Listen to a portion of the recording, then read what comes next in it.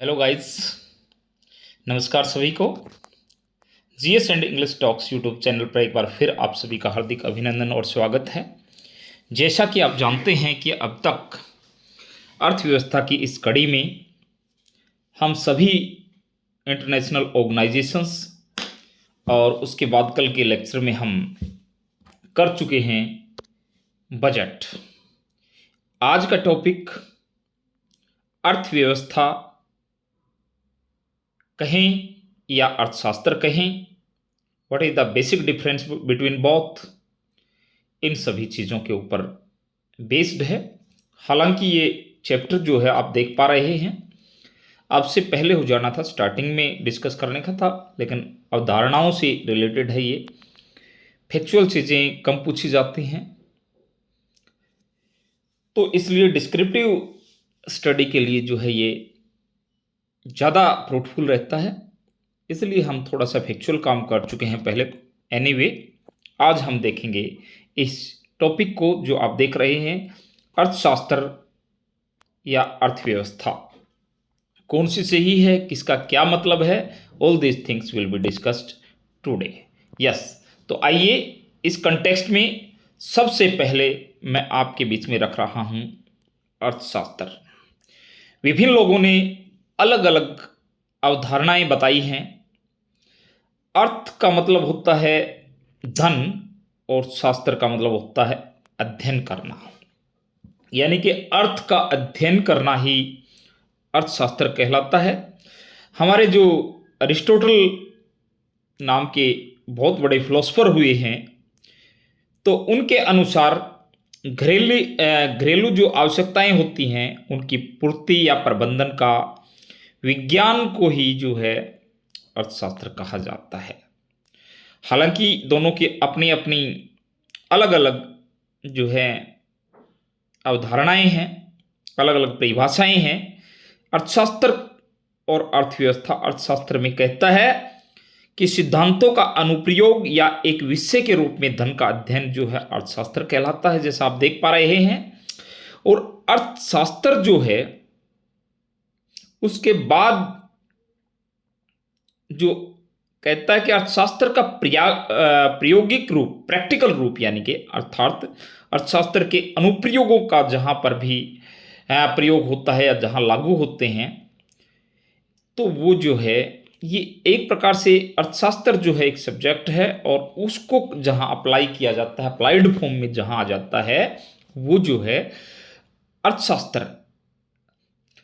अर्थशास्त्र और अर्थव्यवस्था दोनों अलग अलग चीज हैं। क्या कह रहा है कि एक अर्थशास्त्र का प्रायोगिक रूप, अर्थात जहां अर्थशास्त्र के अनुप्रयोग लागू होंगे, वो जो है वो अर्थव्यवस्था कहलाएगा। और जहां पर सिद्धांतों की बात होगी तो वो जो है एक अर्थशास्त्र कहलाएगा, इकोनॉमिक्स कहलाएगा ये, और ये इकोनॉमी कहलाएगा।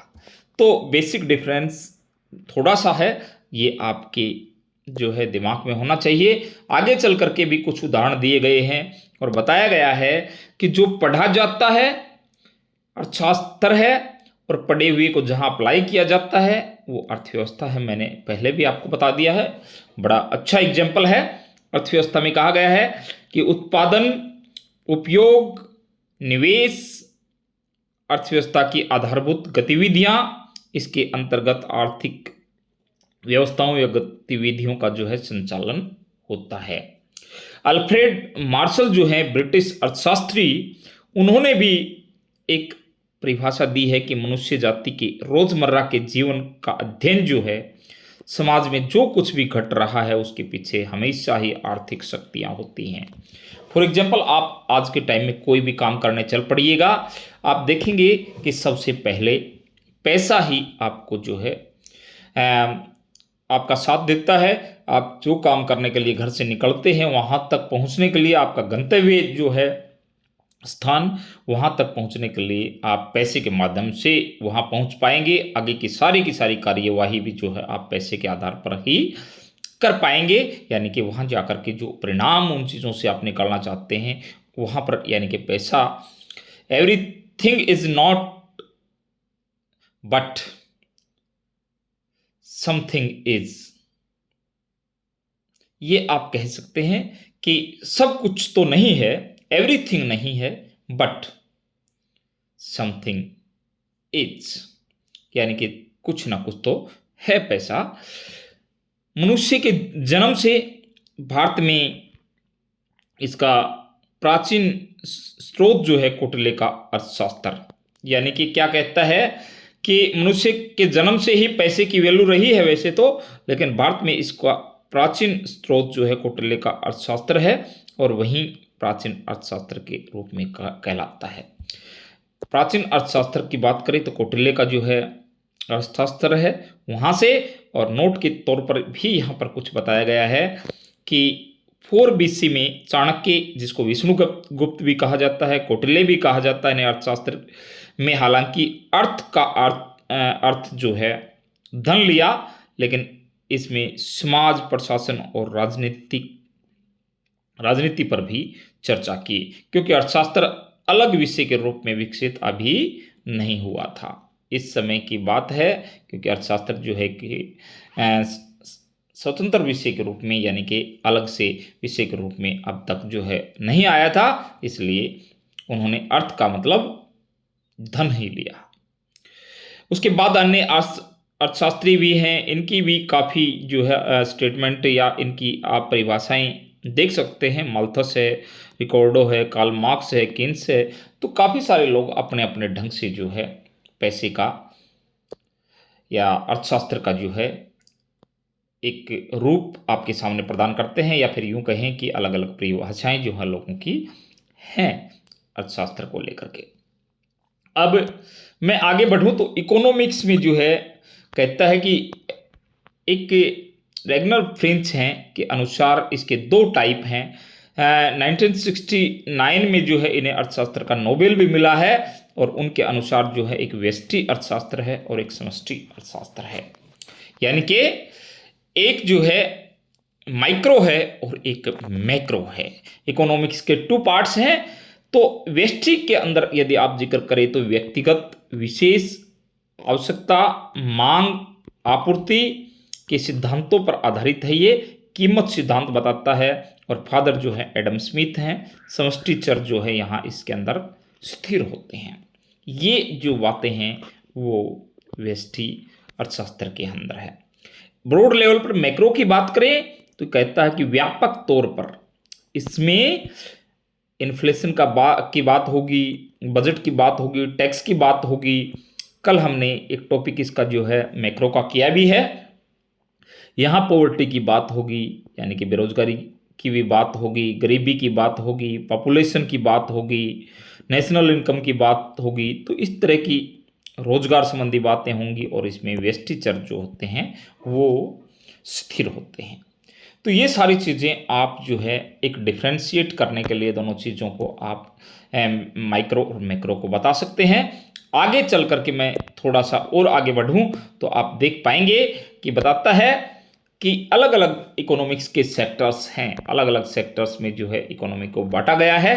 उनमें प्राथमिक सेक्टर जो है उसमें आप सबसे पहले देख लीजिएगा, कृषि को दिया गया है, पशुपालन दिया गया है, मुर्गी पालन दिया गया है, खनन, सेरिकल्चर और फिनिशिंग। ये चीज़ें जो है यहाँ पर आपको दी गई हैं। उसके बाद जो सेकेंडरी सेक्टर है उसमें कहता है कि रॉ मटेरियल से संबंधित बातें हैं, यूज़ करके तैयार माल जो किया जाता है।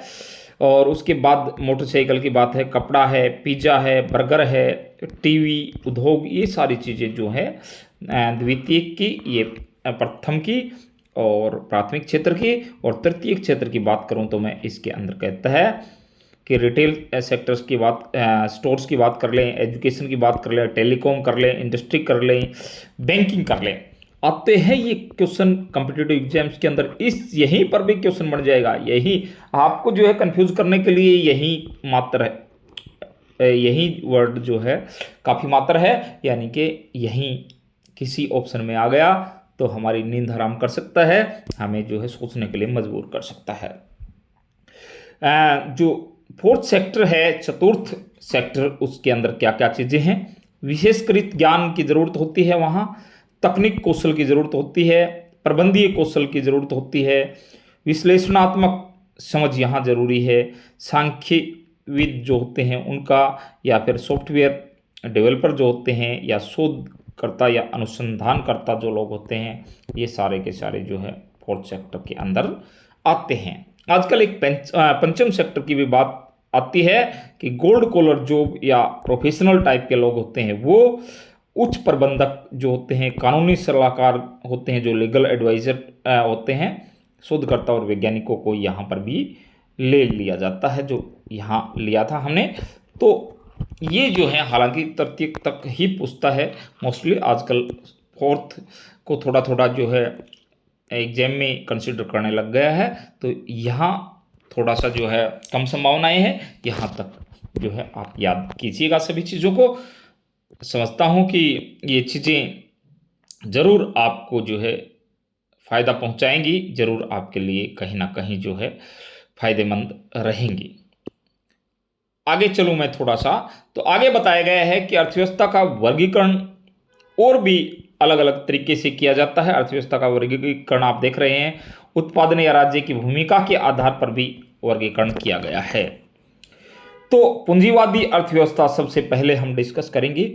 पूंजीवादी अर्थव्यवस्था यहाँ क्वेश्चन बन सकता है, और ये कंटेंट जो है सारा का सारा जो है आप समाहित कर सकते हैं अपने नोट्स के अंदर, या फिर आपका जो स्टडी मटेरियल है कि 1776 में वेल्थ ऑफ नेशन जो है एडम स्मिथ की आई थी, उसके अंदर जो है ये अवधारणा सबसे पहले पूंजीवादी अर्थव्यवस्था की आई, और यूएसए, ब्रिटेन, जापान में खासकर जो है ये अवधारणा प्रचलित है। निजी संपत्ति को आधार बनाया जाता है इसमें, और अधिकतम लाभ के ऊपर ये काम करती है।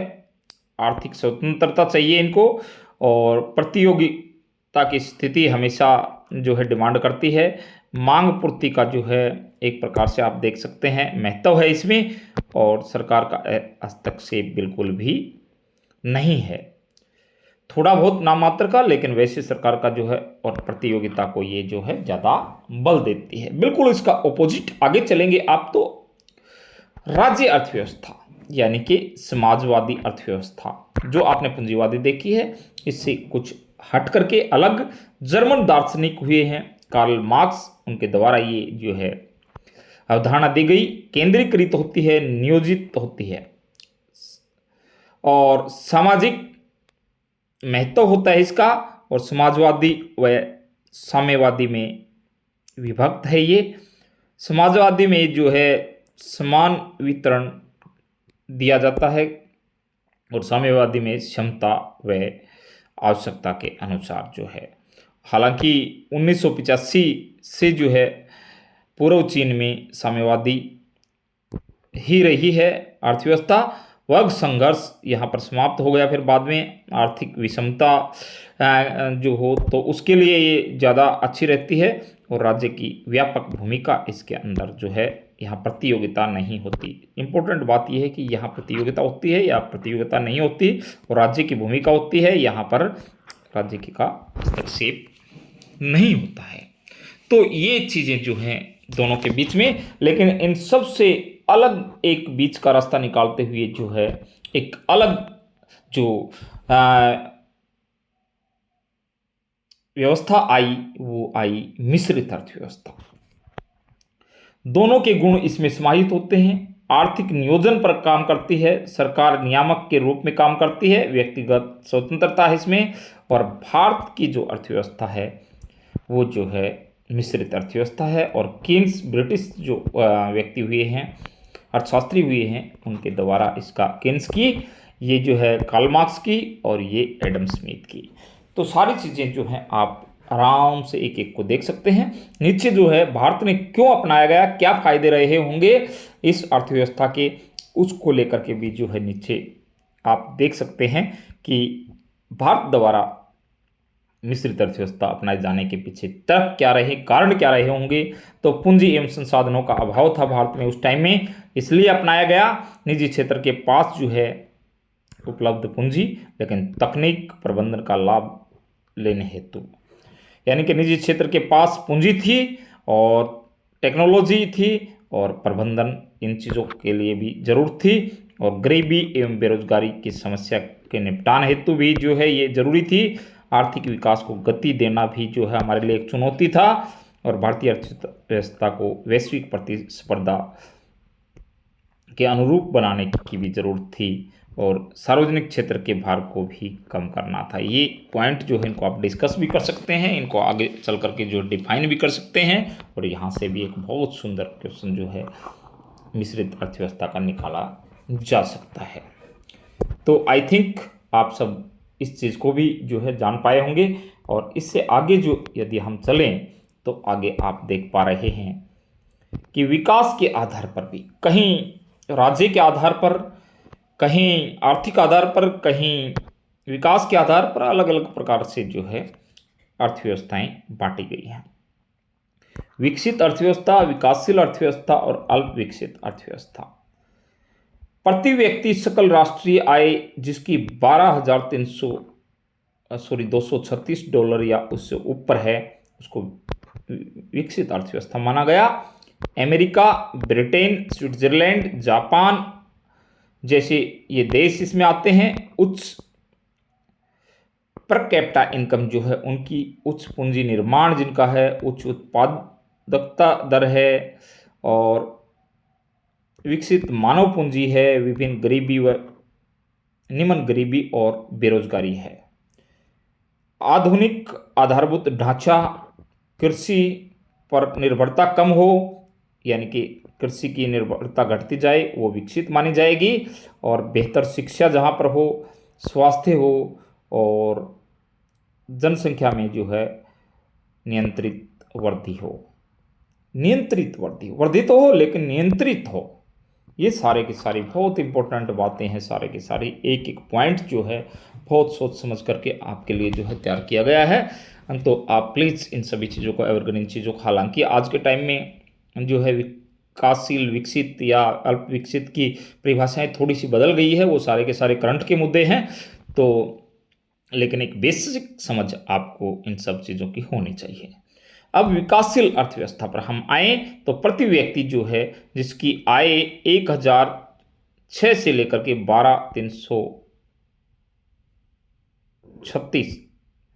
236 है ये तो डॉलर हो। आर्थिक समृद्धि, इस पॉइंट को एक बार आप कंफर्म कर लेंगे। तो आर्थिक समृद्धि के उच्च स्तर की प्राप्ति का प्रयास कर रही हो, जैसे भारत है, ब्राज़ील है, चीन है और दक्षिण अफ्रीका है। ये सारे के सारे विकासशील जो है अर्थव्यवस्था में आते हैं। अल्प विकसित, प्रति व्यक्ति सकल राष्ट्रीय आय जिसकी 1005 डॉलर से नीचे हो, जीवन स्तर काफ़ी नीचा हो। चाड है, नाइजर है, सोमालिया है, इस तरह के देश इसके अंदर आते हैं। तो आप ये भी ध्यान करें कि विकास के आधार पर इस प्रकार से वर्गीकरण इस अर्थव्यवस्था का किया गया है। अब हम आगे चलें थोड़े से, तो भूमिका के आधार पर भी जो है, भूमिका के आधार पर आप देखेंगे अर्थव्यवस्था। तो अर्थव्यवस्था भारत 1947 से ही एक प्रकार से के पूर्व से ही एक कृषि आधार पर जो है अर्थव्यवस्था का जो है उसके साथ रहा है, यानी कि इसी प्रकार की अर्थव्यवस्था भारत की रही है। 50% से अधिक कृषि का योगदान जिसका होगा, कृषि में होगा, यानी कि जिस भी अर्थव्यवस्था में कृषि का योगदान 50% से अधिक होगा जीडीपी में, तो आप कह सकते हैं कि वो कृषक अर्थव्यवस्था है। औद्योगिक, जैसे चीन है, 50% से अधिक जो है उद्योगों का योगदान होगा। या फिर यूएस से ब्रिटेन, जापान की बात करें तो सेवा क्षेत्र, यानी कि 50% से ज़्यादा जिसका रहा होगा वो सेवा क्षेत्र में बांटी जाएगी। तो ये कृषि के आधार पर, उद्योगों के आधार पर, सेवा के आधार पर भी जो है भूमिका जिस प्रकार की रही है अर्थव्यवस्था का वर्गीकरण किया गया है। उसके बाद जो लास्ट में एक बार अंतर संबंधों के आधार पर भी आप देख सकते हैं, आयात निर्यात, और आयात निर्यात जिसका बंद हो तो उसको बंद अर्थव्यवस्था, और आयात निर्यात जारी हो तो खुली अर्थव्यवस्था। आपस में जो है म्यूचुअली जो ट्रेड का जो है करते हैं, सहयोगी रहते हैं ट्रेड में, तो वो जो है एक प्रकार से खुली अर्थव्यवस्था, और जो आयात निर्यात नहीं करता वो बंद अर्थव्यवस्था। ये एक प्रकार से अंतर संबंधों के आधार पर कह सकते हैं। उसके बाद जो लास्ट में निर्भरता के आधार पर जो वर्गीकरण किया गया है वो ये है कि आत्मनिर्भर, स्वयं पर निर्भर विश्व में कोई भी अर्थव्यवस्था ऐसी नहीं है। आप जानते हैं अच्छी तरह से कि सारी चीज़ें सब जगह पर नहीं होती हैं, इसलिए हमें दूसरे कंट्री के ऊपर कहीं ना कहीं निर्भर रहना पड़ता है। दूसरी है आश्रित अर्थव्यवस्था, पूरी तरह दूसरों पर आश्रित, संसाधन व पूंजी का अभाव जिसका हो तो वो आश्रित अर्थव्यवस्था। ऐसी भी शायद कोई अर्थव्यवस्था नहीं है जो पूरी तरह से 100% किसी पर आश्रित हो। ये परस्पर निर्भर अर्थव्यवस्था है, ये सह आश्रित है। सभी देश ऐसे हैं ही, इसमें तो 100% कंट्रीज ऐसी आएंगी जो एक दूसरे के ऊपर निर्भर हैं। यहाँ कोई ऐसी नहीं है, 0% की संभावना रहेगी। हालांकि यहाँ पे 0% की संभावना रहेगी, कोई कंट्री ऐसी नहीं होगी जो पूरी तरह से आश्रित हो, कोई ऐसी नहीं है जो अपने आप पर आश्रित हो। लेकिन यहाँ पर जो है काफ़ी सारी कंट्रीज यानी कि लगभग 100% आप कह सकते हैं। तो ये आपका जो है आज का एक बेसिक सा जो है अवधारणात्मक लेक्चर था हमारा आज का। ये बेसिक समझ आपकी इकोनॉमिक्स के ऊपर बढ़ाने के लिए एक बार फिर मैं ये सारी चीज़ें आपको रिवाइज कर दूं कि हमने क्या क्या देखा है। आज हमने जो है अवधारणाएं देखी हैं, सेक्टर ऑफ इकोनॉमी देखे हैं, अर्थव्यवस्था का वर्गीकरण देखा है और भारत की मिश्रित अर्थव्यवस्था को देखा है। इस पर हमने एक क्वेश्चन भी डिस्कस किया है। हालांकि आगे चल करके जो है आप ये सारी चीज़ों को देख भी पाए हैं कि किस प्रकार से अर्थव्यवस्था और अर्थशास्त्र का जो है को शब्दों में बांटा गया है, ये चीज़ भी हमने देख ली है। उसके बाद आपने और सबसे इम्पोर्टेंट बात देखी है वो सेक्टर देखे हैं इकोनॉमिक्स के। फिर इकोनॉमिक्स का आपने वर्गीकरण देखा है, पूंजीवादी, समाजवादी और मिश्रित अर्थव्यवस्था देखी है। फिर मिश्रित अर्थव्यवस्था भारत ने क्यों अपनाई, इस बात को आपने देखा है। और फिर लास्ट में हमने जो है विकास के आधार पर अर्थव्यवस्था देखी है, भूमिका के आधार पर अर्थव्यवस्था देखी है। अर्थव्यवस्था जो है के अलग अलग आधार भी हमने देखे हैं, वर्गीकरण खुली और जो है बंद अर्थव्यवस्था को देखा है इसमें, और निर्भरता के आधार पर भी हमने अर्थव्यवस्था को देखा है जिसमें अलग अलग अर्थव्यवस्थाएं आई हैं। तो ये जो है आज का हमारा लेक्चर यहीं तक। देखते रहिएगा क्योंकि हम जो है आपके लिए बहुत अच्छे अच्छे जो है कंसेप्ट लेकर के आने वाले हैं फोर्थ कमिंग डेज में। क्योंकि अभी जो है नेशनल इनकम भी आपकी आनी है। मैंने जैसा कि कल बताया था कि मॉनेटरी पॉलिसी, आरबीआई वगैरह जो है जितने भी और संगठन हैं, एग्रीकल्चर से रिलेटेड बातें, तो बहुत सारी चीज़ें जितना जो है संभव है उतना बहुत कुछ मटेरियल आपको प्रोवाइड करवाया जाएगा। इंग्लिश साइमल्टेनियसली आपकी चल ही रही है और आगे चल करके हिस्ट्री, पॉलिटिकल, ज्योग्राफी भी जो है इस लेक्चर इस चैनल के ऊपर जो है लेक्चर आएंगे। आप इस बात का भी जो है ज़रूर इंतज़ार रखें कि बढ़िया कंटेंट जो है आपके लिए बिल्कुल रेडी है और वो सारे का सारा जो है इस चैनल पर डिस्कस किया जाएगा। All these things will be discussed on this channel, so you are to wait and revise the things. आज के लिए इतना ही। Thank you very much. Thank you all of you.